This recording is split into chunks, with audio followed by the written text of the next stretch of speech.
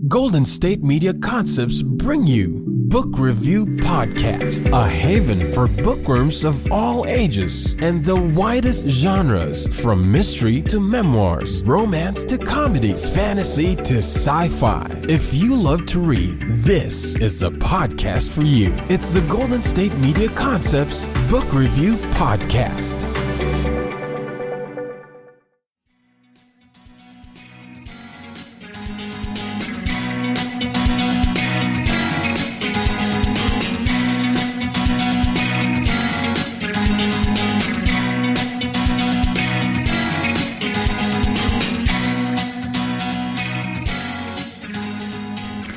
Hello and welcome to the GSMC Book Review Podcast, brought to you by the GSMC Podcast Network.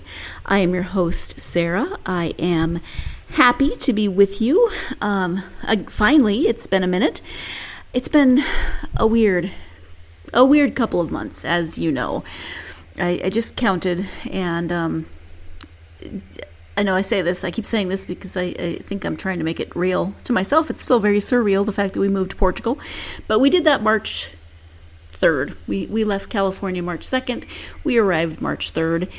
And then 3 weeks later, on March 22nd, I flew back to Montana. I left here March 22nd. I got to Montana March 23rd.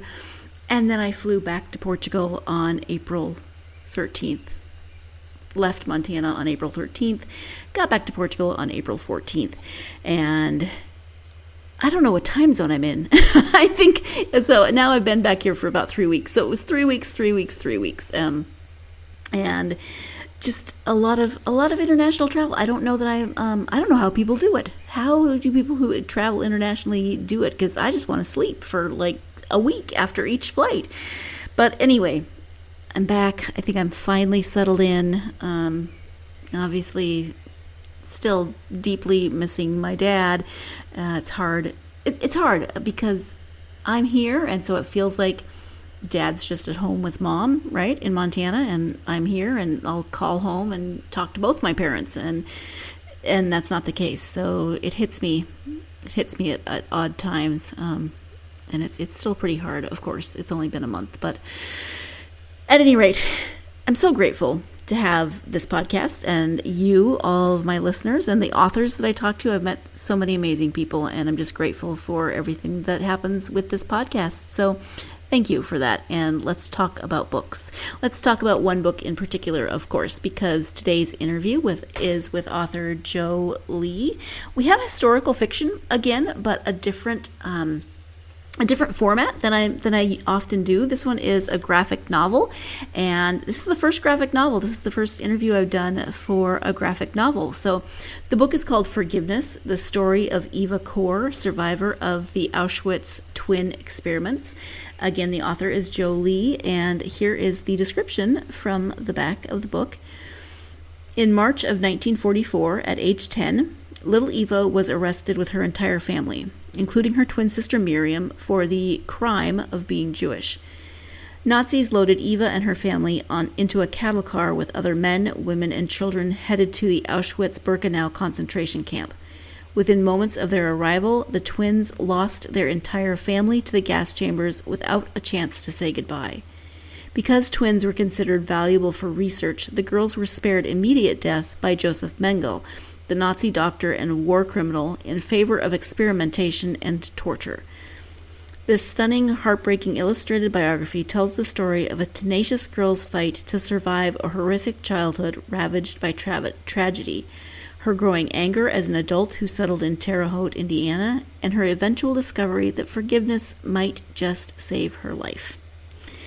So again, that is the description of Forgiveness, the story of Eva Kor, survivor of the Auschwitz twin experiments.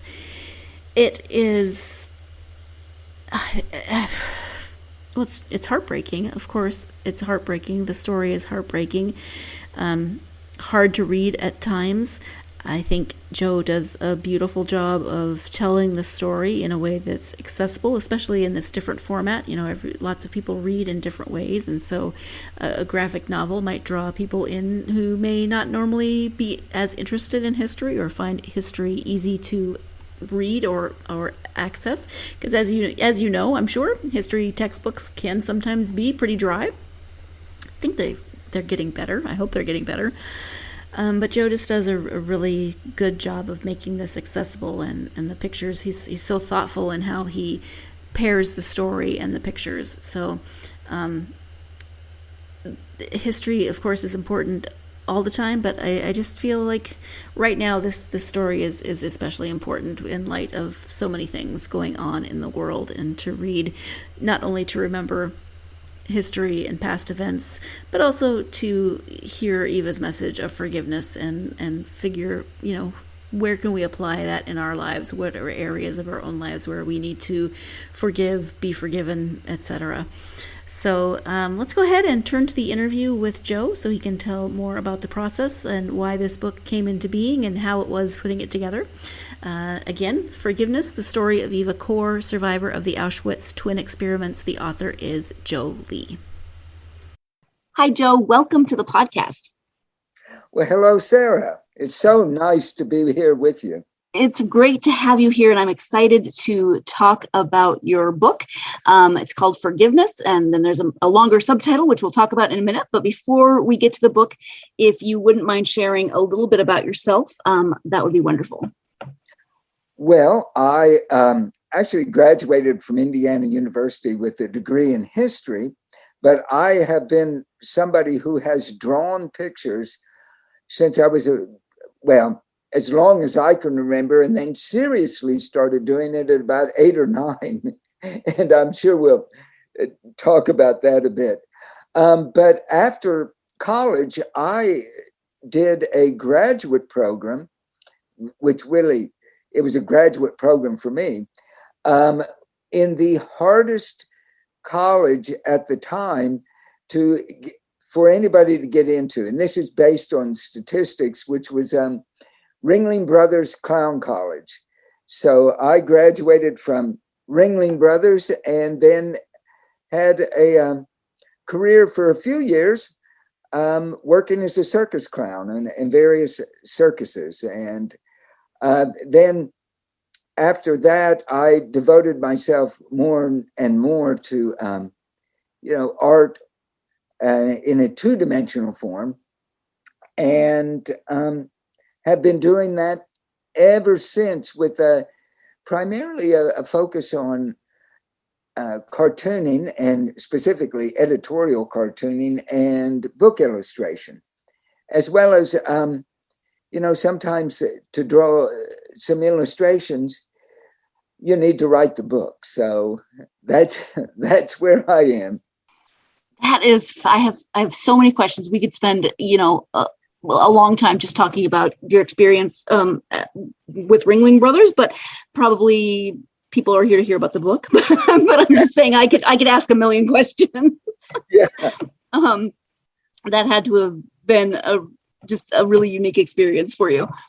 Well, it was one of those very formative experiences that I think it's always not exactly Joseph Campbell's, the hero's journey, but in a small way, it was. It's that you leave what is comfortable and recognizable, and you go into a world that is very different, seemingly, than the one that you have grown up in. But in the end, I think you realize that all worlds are very much the same. Except I did it in makeup. Yeah, well, sure. Yeah. I love the comparison to the hero's journey. That's really cool. But let's go ahead and talk about the book. It is called, as I said, Forgiveness, the story of Eva Kor, survivor of the Auschwitz, twin experiments. Could you just give an overview of the story and a little bit about Eva? Yes. Eva, as a 10-year-old. All right. Sorry. Start again, please. No, that's fine. Well, as a 10-year-old twin, Eva and her family were taken to Auschwitz. And it's the story really is what happened to so many people It's both general in that what happened to all these groups, the Jews, the Roma people, homosexuals, Jehovah Witnesses, but then the specific story of this little Jewish girl who grew up in a small village in Transylvania, Romania, the only Jewish family. And as the world started to change around her family, how they eventually ended up in Auschwitz-Birkenau.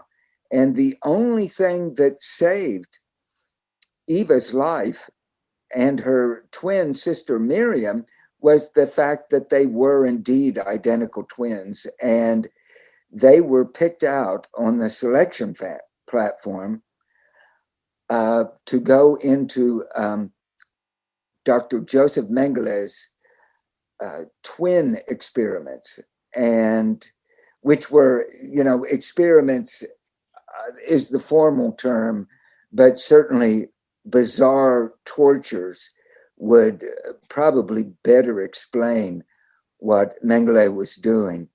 And within moments of arriving in Birkenau, the rest of the family, the two older sisters and Eva's mother and father, were taken to the gas chambers.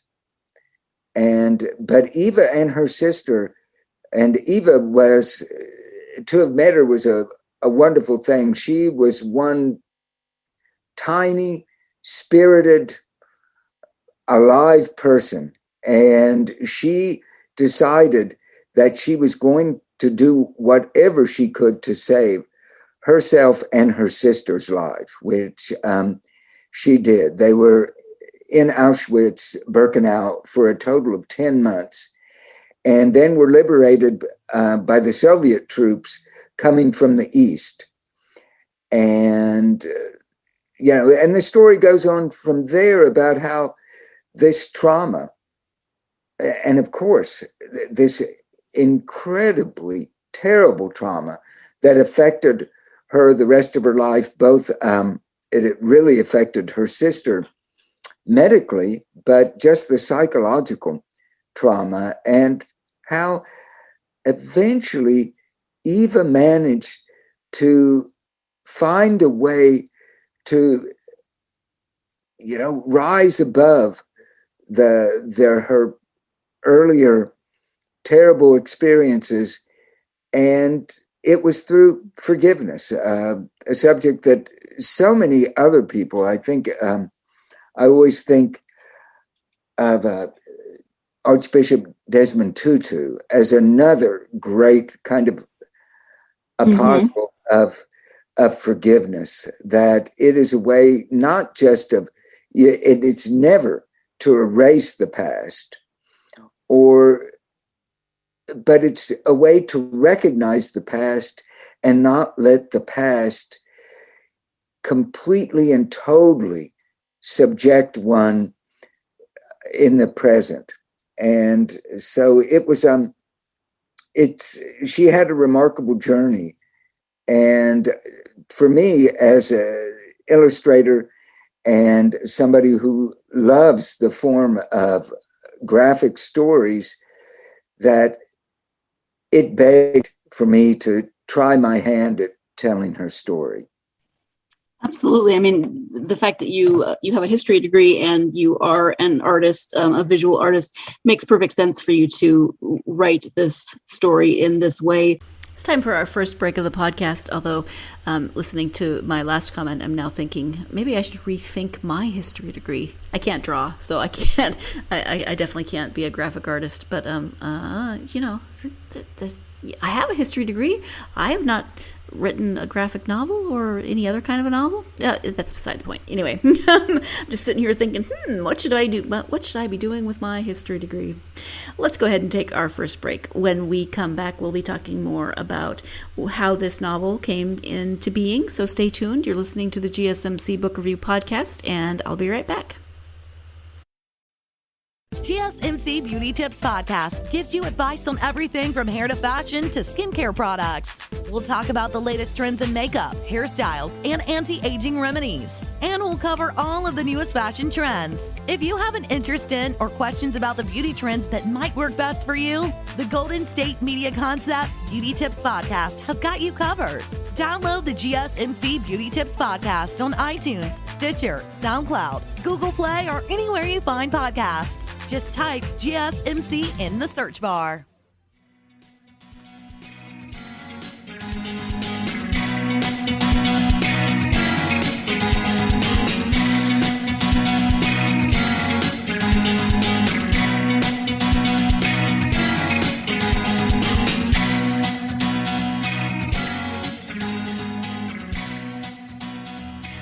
Welcome back to the GSMC Book Review Podcast. I am speaking, as you know, with author Joe Lee. We are discussing his new graphic novel that depicts the life of Eva Kor. So let's go ahead and return to that interview. What led you to deciding to write Eva's story? Obviously, it's remarkable, but what was the impetus that led you to write the story? Well, she... Actually, I live in Bloomington, Indiana, and Eva, after marriage, she ended up in Terre Haute, Indiana, because her husband, Mickey Kor, who actually just died a few months ago, had been liberated. He was to the west in a camp, and he had been in various concentration camps, but he was liberated by American troops, one of whom was an American officer from Terre Haute, Indiana. And the officer took a real liking to Mickey and told him, if you are interested, I will sponsor you to come to the United States to finish your high school education. And then Mickey went to Purdue University and became a pharmacist. And he was visiting relatives years later in Israel, and he met Eva. And so they got married, even though Eva spoke no English or Latvian or anything, which was and spoke primarily Hebrew and Hungarian, but they fell in love, married, and through the years being settled in Terre Haute, I mean, her past kept coming to visit her, and eventually she started talking about it, and eventually built a museum, the Candles Museum, and that exists still in Terre Haute. It's a wonderful facility. And she would find every opportunity to meet interested people who would come to the museum, and twice a week she did talks about her past and how she came to this forgiveness. And it was at one of those, my wife was involved with the Lilly Teachers Endowment and teaches art as just an enjoyable activity to school teachers during the summer. And she had always, and that is in Terre Haute at Indiana State University, they do that. And she had been invited at several different times to come and hear Eva, but wasn't able to. And finally, she did. And she heard Eva speak. And she called me immediately after and said, Joe, really, you've got to come and hear her. And there have been, quite a few different graphic depictions of the Holocaust, primarily Mouse by Art Spiegelman, that has won the Pulitzer Prize, and recently in the news again because of bizarrely being banned. Yeah, I mean, it's the leap in any kind of logic is much more than I can ever imagine. I agree. But I have friends who live in Pittsburgh, and Pittsburgh, of course, suffered a terrible tragedy with the Tree of Life massacre at the synagogue. And my friends there that teach at the University of Pittsburgh, one of whom has always been involved in comic books and comic book culture, told me that a group of Pittsburgh illustrators and writers were writing and putting together a series of comic books of short vignettes of local Pittsburgh, primarily Holocaust survivors. And so I looked at those and I just thought, the story of Eva, the entire arc of her story, really begs for a longer treatment than an 8-page comic story. So I came back there, and when I eventually did get to hear Eva, I already had this idea in mind. And of course, Eva, very gregarious, always gathered a crowd. So she spoke for 2 hours and taking questions, and was just an incredible speaker and life force. But I thought I wouldn't take her time to tell about my personal project that I wanted to do with her. So I presented it to the interim museum director, Leah Simpson, who's there now as the education director. And so Eva was always ready and willing to spread the story of what had happened to her and her sister and her family and the Jews of Europe to a wider audience, so we would never, ever forget, but also to find a way to deal with this terrible tragedy. And I kept trying to arrange an interview with Eva, but she underwent heart surgery, and the folks at the museum said, you should wait till she's stronger. So I got a grant from the Indiana Arts Commission, and every year Eva would take trips with interested groups from the Candles Museum to Auschwitz-Birkenau. And so I got a grant which helped pay for me to go with this specific trip in mind. And so finally I was able to speak, to get to know Eva a little bit better. But she died on the trip on July 4th, several days after we had gotten there. She had been there the week before with a larger group of high school students, and it was that hottest summer in Europe. And she had, recently undergone a heart surgery. Her health was very delicate.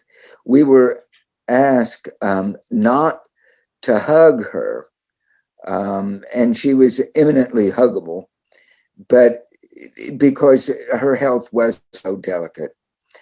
And it was very sad, but if anybody ever died with their boots on, it was Eva, because she spent July 3rd with us, this group, talking and taking us around Birkenau, which was the last place that she had seen almost all of her closest family.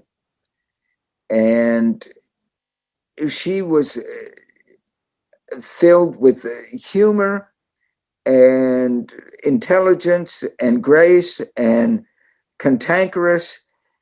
And she actually ate dinner with us that night. And then the next day, early that morning, she was gone. That's incredible. I mean, wow. Yeah. What a journey. I mean, obviously her journey is amazing, but what a journey for you also, just in terms of the process of writing this and being there with her in her final days. Yeah, it was, and I thought, well, maybe I will really start working on the book before I would try to get a grant and go on the trip. And my wife kept saying, don't put it off till next year. Do it this year. If you're really serious about, do it. And of course, it's one of those things that, those occurrences in life, it certainly was the right time to work on it. Absolutely.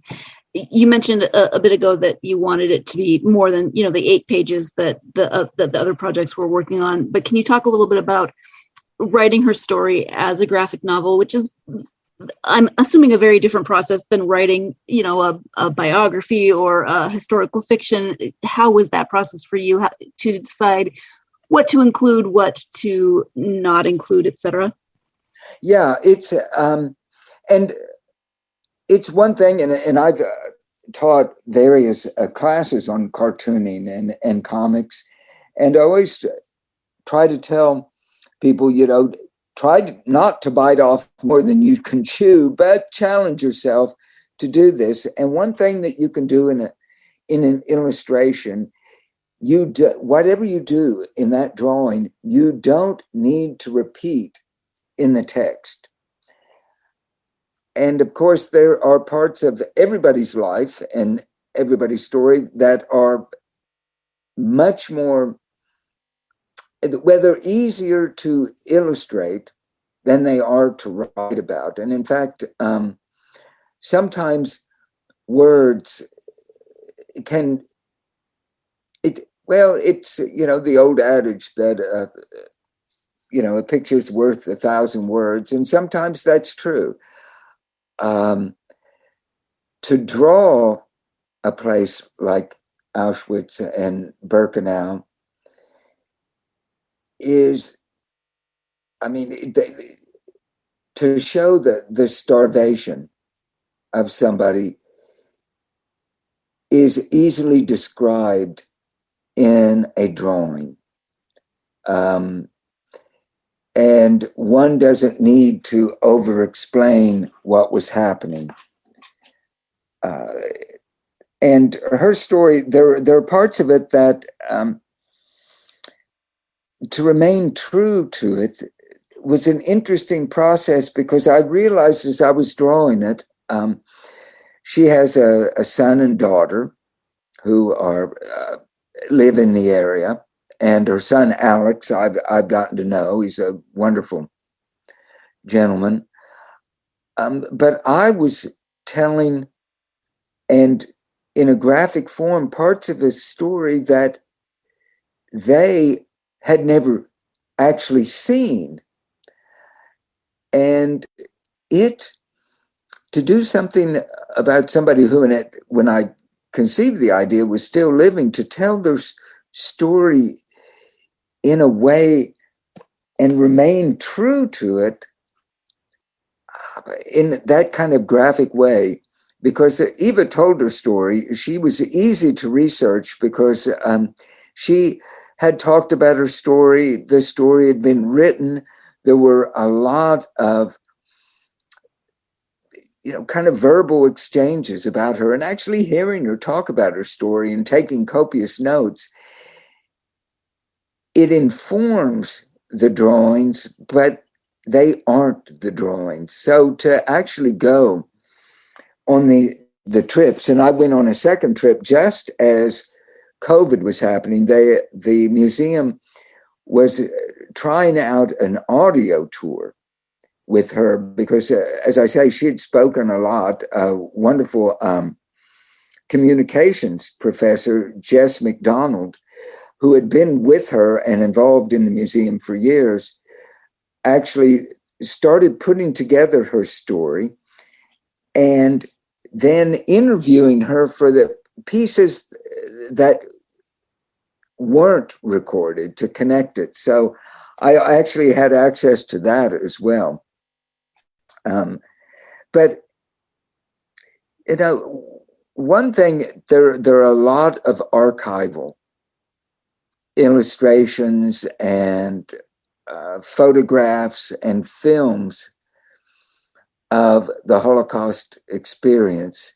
And in fact, that was where, Eva had started going back to Auschwitz. And if you go to Auschwitz, they want you to see in a theater they have, as you enter the main compound of Auschwitz, which is and Birkenau, which is associated with, which actually the primary death camp. But you see archival footage that the Soviet army made of the liberation.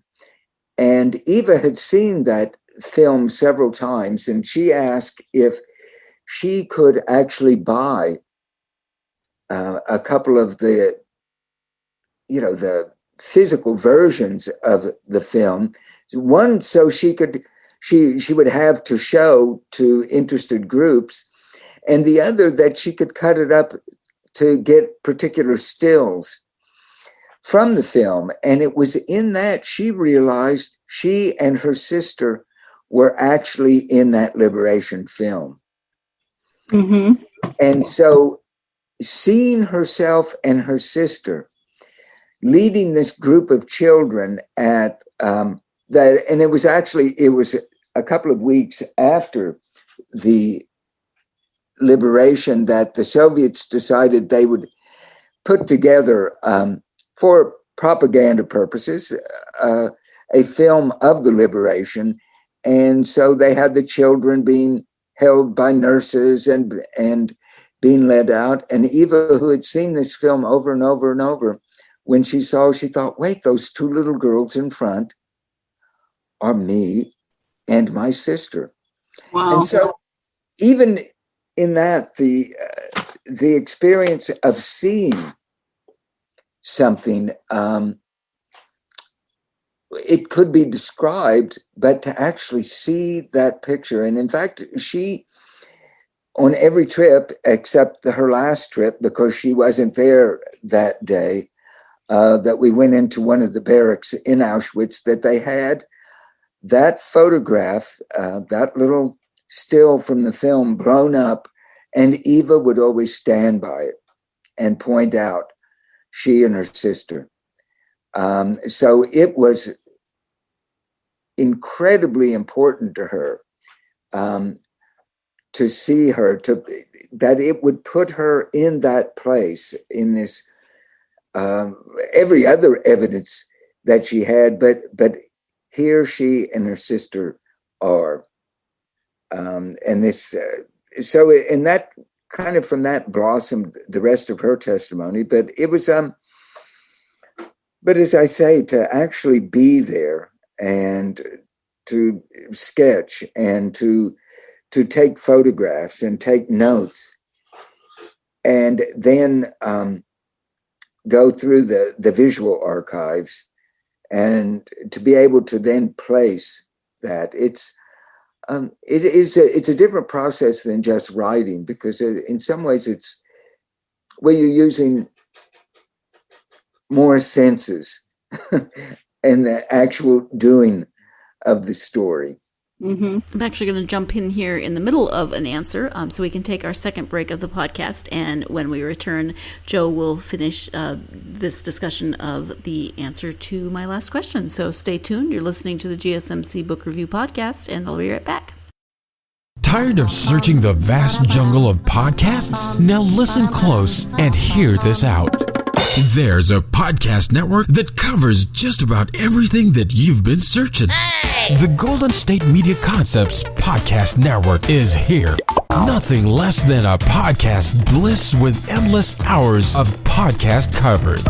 From news, sports, music, fashion, cooking, entertainment, fantasy, football, and so much more. So stop lurking around and go straight out to the Golden State Media Concepts Podcast Network. Guaranteed to fill that podcast itch. Whatever it may be. Visit us at www.gsmcpodcast.com. Follow us on Facebook and Twitter, and download us on iTunes, SoundCloud, and Google Play.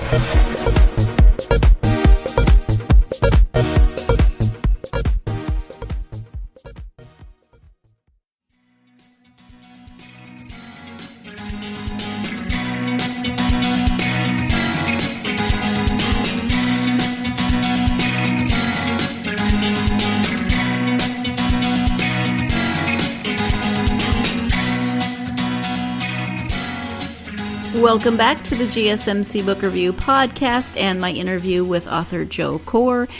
We are starting this next little bit with a comment from me, but not a question from me. So we're still in the discussion of the last question of writing a graphic novel and how much more personal of an experience that must be. So let's get back to the interview. I would imagine it's in some ways a lot more personal. It is, and there are one thing I did is I really wanted to place this story because it's, and especially these days with what we hear, what's happening in Ukraine, and to try to understand the history of Europe and especially Eastern Europe. I wanted to show in that first 15 pages of the book what led up to this family being taken to this terrible, terrible place. And so I wanted to show a wider history than just, the family in the village being taken away, because we so easily forget. And pictures are a great way to do that. So I looked through everything. Some of my drawings are quotes on other people's work, cartoons that were done at the time. There's a drawing by George Groth, who was a World War I veteran and saw the devastation to the soldiers who had, and one could put this in quotes, survived World War I. And then things like there is a painting by John Singer Sargent, who is much better known for his painting of Madame X that hangs in the Metropolitan Museum, and his painting of socialites.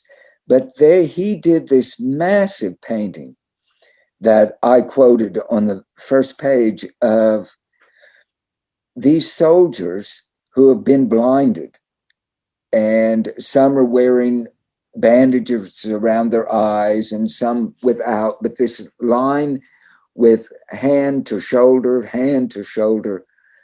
as they are being led off the battlefield. And it is an amazing and poignant painting that it expresses visually what would take so many words to express, but you can see this line of soldiers. And so I tried to quote where I could in that first section some of the archival materials that do exist. Most of them are anonymous at this point, various cartoons and things. But, what happened to Europe, and to see it in some ways when one sees the films and the photographs of what's happening in Ukraine now, it really brings home that the failures sometimes of this human experience. Yeah, absolutely.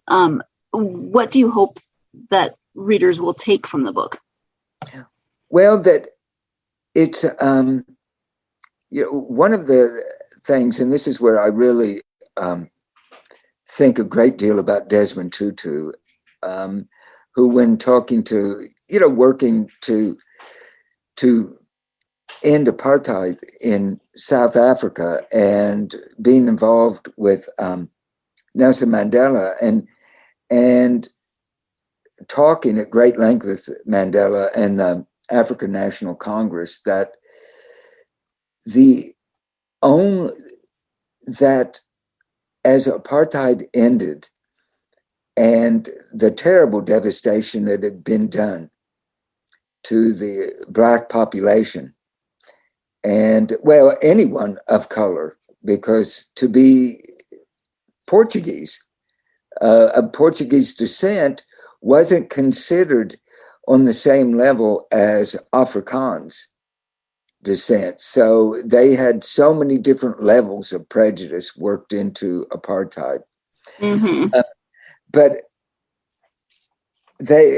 Tutu could see that if revenge was allowed to happen, and even, one could talk about justified revenge, that it could just spiral into yet more tragedy and bloodshed.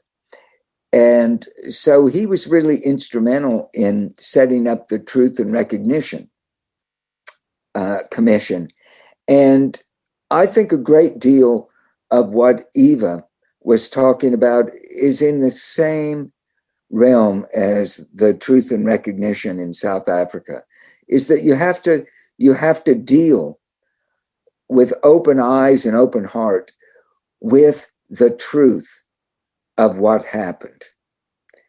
You can't skirt away from it. You can't in any way, shape, or form minimize it. You have to face it head on. And then you have to reconcile. And sometimes reconciliation is, well, sometimes it always is painful. And especially in these kinds of tragic, horrible situations, it's beyond pain. But if you can't reconcile, you can't go forward. I recently heard one of the founders of the Lynching Museum in Birmingham, Alabama, an African-American lawyer, Brian Stevenson, in an interview, and he talked about, if we can't think that it is ever possible to change, we have no hope. And so being able to forgive and reconcile in some form is a way of gaining hope and moving toward change.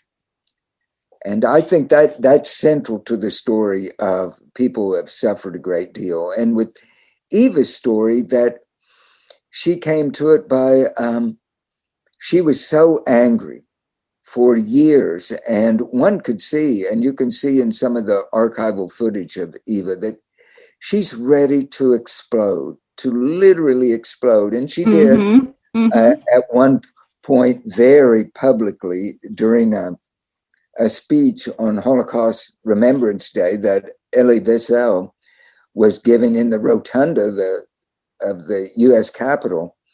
And she couldn't take the lack of recognition that she saw for these children who had suffered these unspeakable experiments. And so it was, she became a pariah for a while because she was so volatile. And eventually, through a set of circumstances that I talk about in the book, she interviewed a doctor, a Nazi doctor, who had actually been at Auschwitz but refused to be involved in the selection or any of that process. His job was to actually look through the peephole in the gas chambers to see if anybody was still moving. So he was willing to talk about, as a medical authority, what the Nazis were doing in Auschwitz and in the death camps. And he was the first doctor to ever write, to sign his name to a legal affidavit saying, this is what happened. And Eva wanted to do something to thank him for doing that. And so while she was doing dishes one evening, and actually after talking to a friend of hers who was an Indiana State University professor and translator for Eva, she was it just struck her that she would forgive him. That was the only thing that was really worth giving to him as somebody who had suffered so greatly, and for someone who was involved with the criminals. And that was the whole genesis of forgiveness for Eva. And then, of course, her translator, the professor, said, well, you're forgiving this doctor, Hans Munk, but he was never actively involved in your torture and your direct circumstances. So can you forgive Mengele and the doctors and nurses and the guards and all of those that you had a personal experience of? And it is, as Eva would explain it, because forgiveness is not exoneration. It is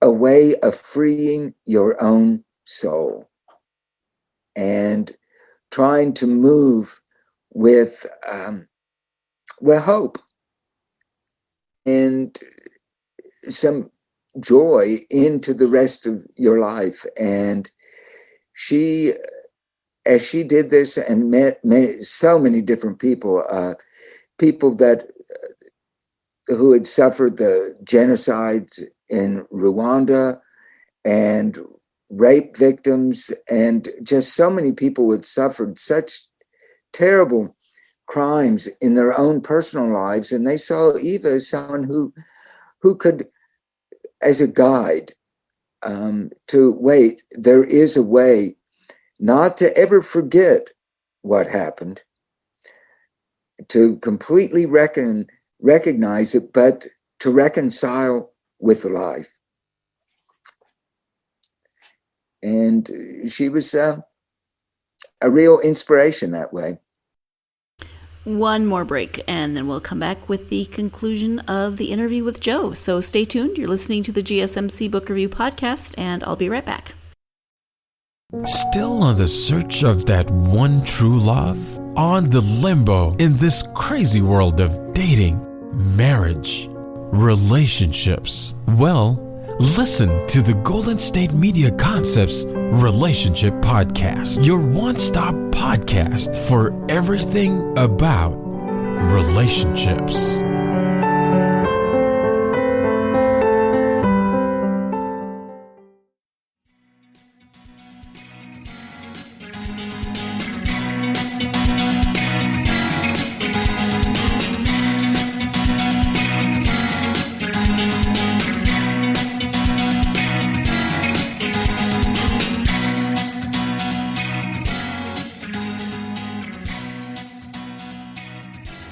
Welcome back to the GSMC Book Review Podcast and the conclusion of my interview with author Joe Lee. This is such a personal story, not only obviously for Eva, but then in writing it, I would assume it would be a personal story for you. Is this something that you would ever consider doing another type of historical graphic novel of this sort? I would, and I've thought about several different stories that that have yet not been told in this kind of way, that deal with other kinds of, terrible historical injustices, some of which don't have the ending that Eva's story had. The world is, as I say, this human experiment is often is it a tragic one, and filled with that. It's not just, if we don't look at history, that we are doomed to repeat it, but we find new variations on it and are so wrapped up in some of the insanities of human thought. I was just recently, and in fact, my last editorial cartoon I did for the paper here in Bloomington, I was just so struck by what the Utah governor, Spencer Cox, stated when he vetoed the anti-transgender athlete bill. That was to keep, transgender girls from competing in school sports. And he just said that he didn't understand the issue completely, but when he doesn't understand something, he would always try to err on the side of compassion, mercy, and kindness. And I thought, wow, there's where we should be with what we don't understand. Wow, yeah. And I thought that was inspirational. I don't know this. I can't make a judgment on it. But in any case, compassion, mercy, and kindness are always the way to go forwards. So one keeps their eyes open to that. I've always been intrigued by Charles Mackay's 18th century book about the popular delusions and the madness of crowds, is because we so easily become enamored and addicted to those kind of delusions, and very often they're incredibly dangerous. When one sees some of the things that have been put out by the QAnon and the ideas of the blood sacrifice, and once again finding ways to pull marginalized groups like Jews back into this horrible whirlpool, and to see, even after all that we know, that we humans slipping once again into that it's frightening. But I think we have to hold on to what the lawyer, the founder of the Lynching Museum, has said. If we have to keep hoping and working toward that we are better than that. Yeah, I hope so. I mean, you see it, but sometimes it's hard to remember. Are there any of your other writings that you would like to highlight at this point? Well, there's this is certainly the biggest story that I've worked on. I've written, and several other things. I've written and illustrated quite a bit for the For Beginners series of books, and had written a book about Dante and the Divine Comedy. And I always like to say it was the first Divine Comedy with jokes. And then things, well, like Greek mythology and the history of clowning and various things, all of which I think are very important subjects in their own way and help us in some way make sense of what sometimes is a crazy, tragic existence. But it's, and as I say, certainly a book like Mouth is a very different story about a very similar event to Eva's. And Art Spiegelman's parents, they don't survive it in the way that Eva and her sister and Eva's husband, Mickey, were able to survive it. And it is like so many other stories that eventually the tragedy catches up. I had just recently been reading a book, kind of a science fiction, supernatural kind of thing about these authors like Primo Levi and different people who had suffered through the Holocaust. And after making and having successful careers after surviving, eventually the tragedy of it all catches up with them. And they ended their lives in suicide. So it's there are so many stories. As a kid, what really got me involved in storytelling in this way were the stories of the Knights of the Round Table. And at first, when I started reading them, I thought, oh, these are great stories of heroism and, being the knight in shining armor. But so often you can't separate the tragic circumstances from the heroism. And we seem to be forever trapped in that same, the amber of where we become heroes because life can be so tragic. So it's, I think one thing, when I see, when they talk about an education being a lifelong learner, is that everything you read or see or encounter, if you can't learn something from it, you just aren't paying enough attention. Mm-hmm. In fact, yeah. I was recently, I spoke to a group, and the day before I read once a month to a kindergarten class.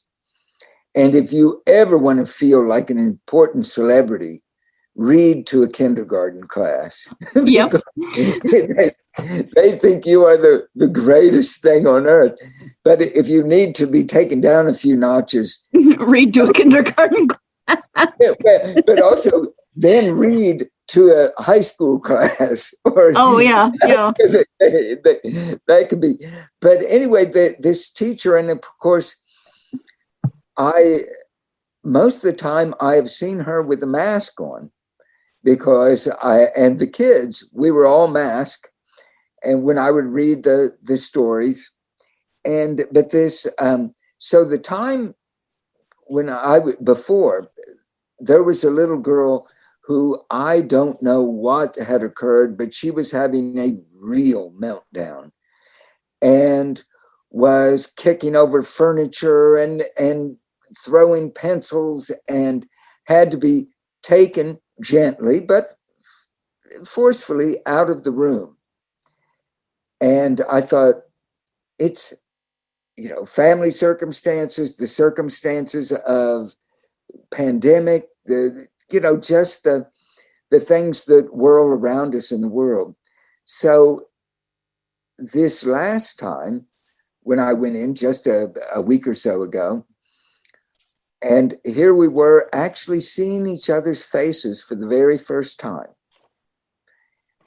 But all the kids were sitting on the floor as I sit on a little rocking chair and read. And I saw this teacher, this young kindergarten teacher, sitting on the floor with the kids, and she was holding the hand of the little girl who had had the meltdown the last time. And the little girl she was calm, she listened, she was engaged.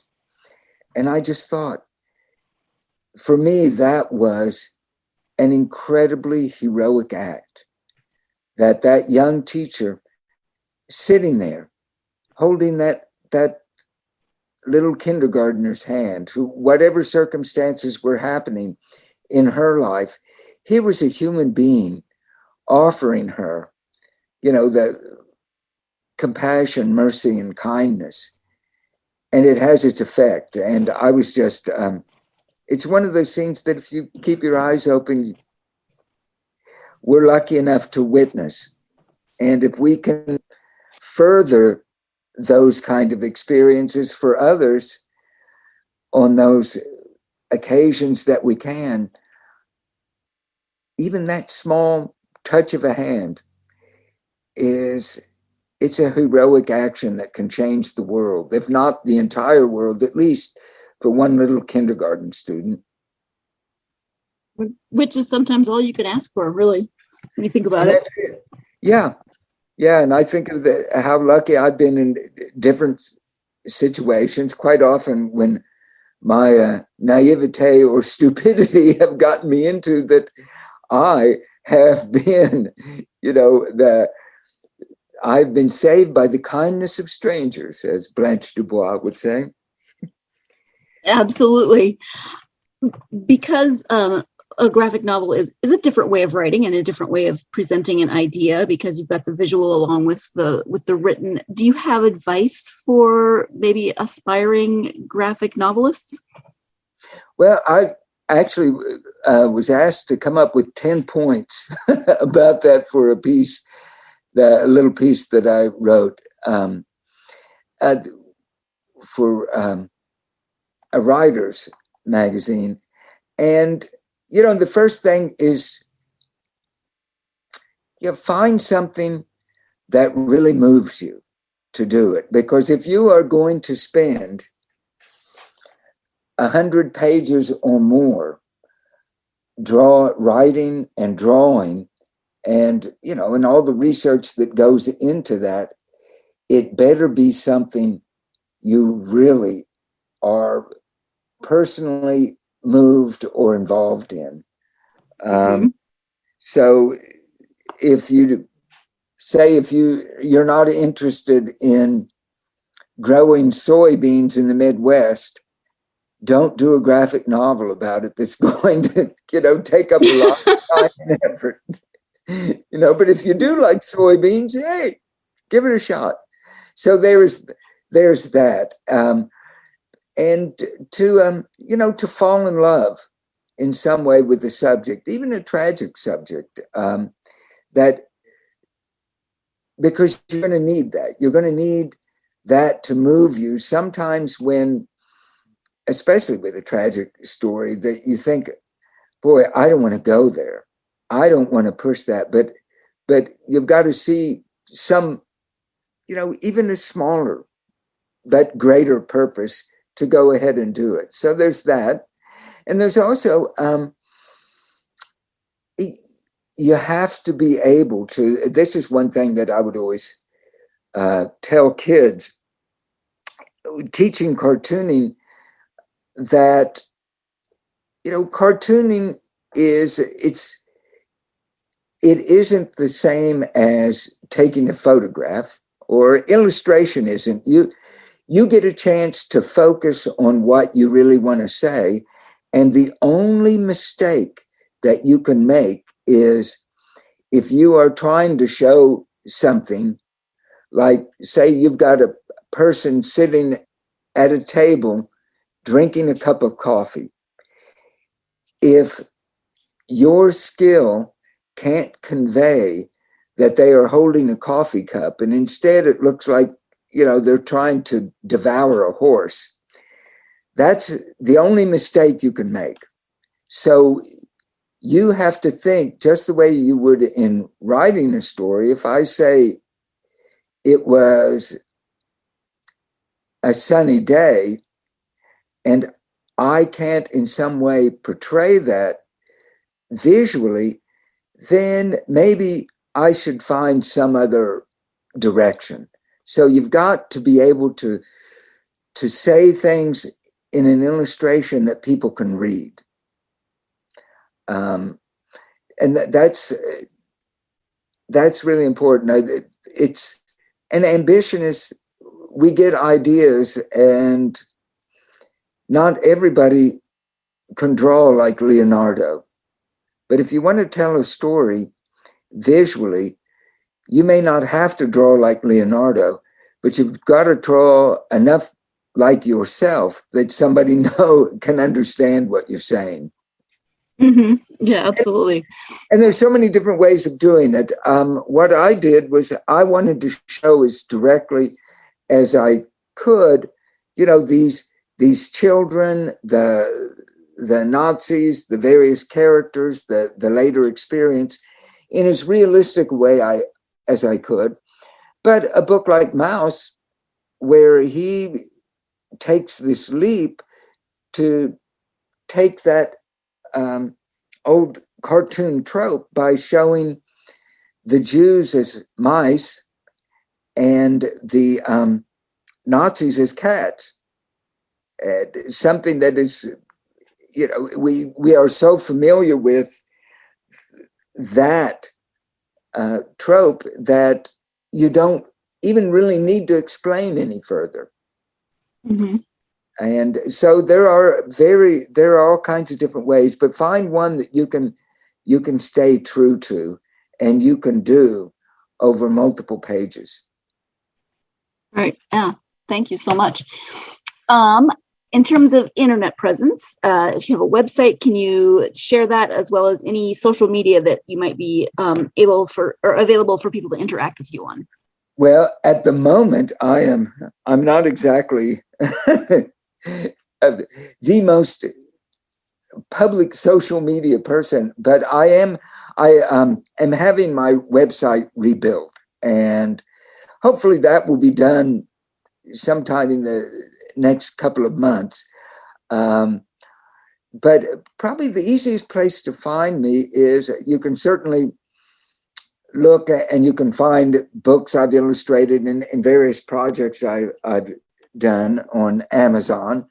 As I say, I've done a lot for the Beginners series. You can go for Beginners Books, for Beginners Publishing, their website, and see work. I also have a site on Etsy, and then Red Lightning Books that publish this. So those are probably the easiest ways to find me. I do have a Facebook page, which I should go to more often. But if anybody wants to contact me through Facebook Messenger, if you find the Joe Lee whose photograph looks like Groucho Marx,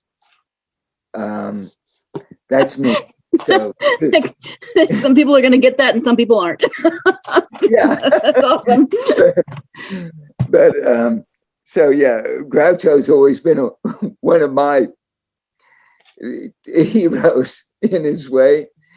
And so there are various ways, but I will, as soon as I do get my website up, I will let you know. And then if you get an opportunity to spread it, I know it has, as we all know, we've had a couple of strange years. Yes, we have. And there have been all kinds of new ways of personal connection and disconnection. And so it's, I think we've all just had to learn all kinds of new things.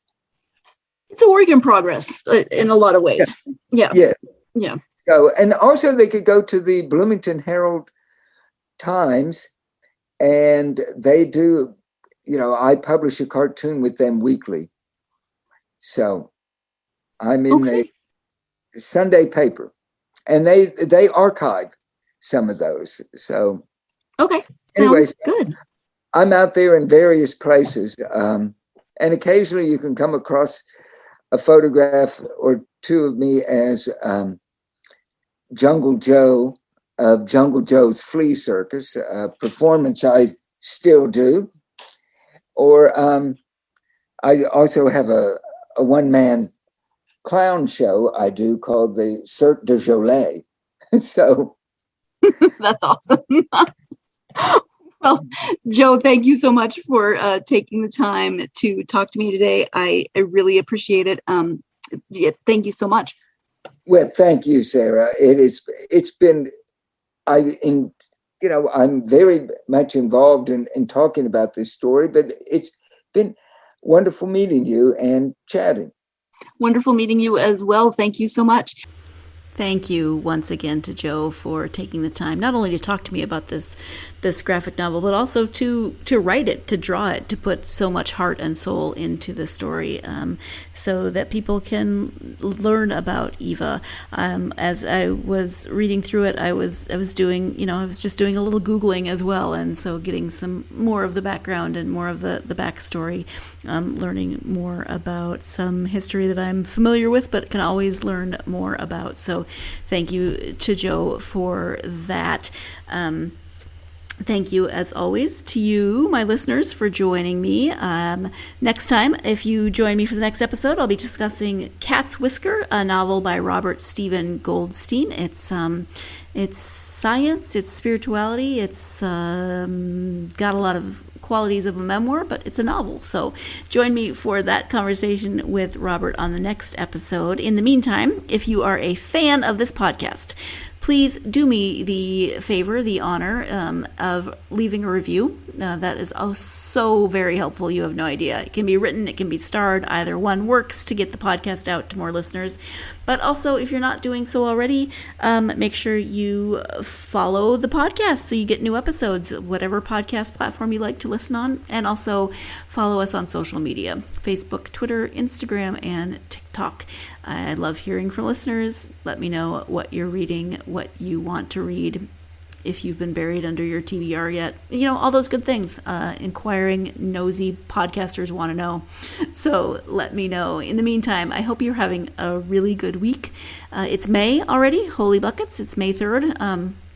I hope your May is going so far so good, and I hope that not only your day, but your week and your whole month of May involves plenty of time for you to get yourself lost in a good book. Thank you so much.